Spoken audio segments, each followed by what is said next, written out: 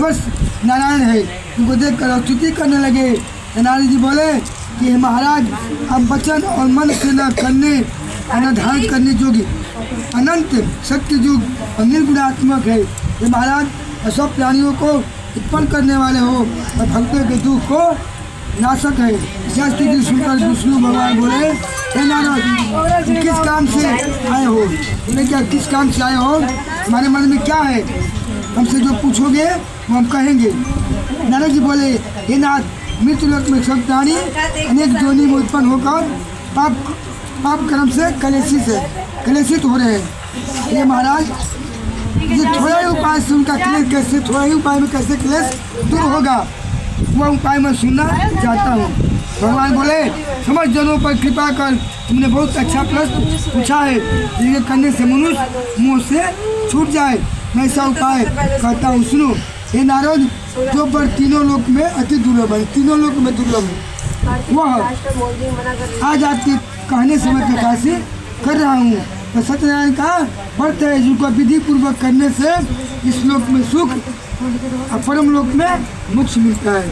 वह सुनकर नारद जी बोले, इस व्रत का क्या फल है, क्या विधान है, और पूर्व काल में किसने किया, किस समय व्रत करना चाहिए, आप विस्तार से कहिए, विस्तार से कहिए। भगवान ने कहा कि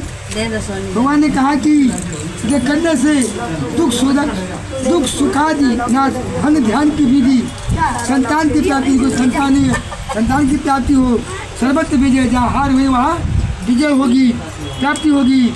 इस व्रत में मनुष्य भक्ति सदा जो किसी भी दिन शाम काल में, सुबह या शाम के टाइम में सत्यनारायण भगवान का पूजा करे और भाई बंधु तथा ब्राह्मणों के साथ धर्म युक्त सवा सिर उत्तम नैवेद्य का भोग लगावे, सवा सिर उत्तम नैवेद्य का भोग लगावे।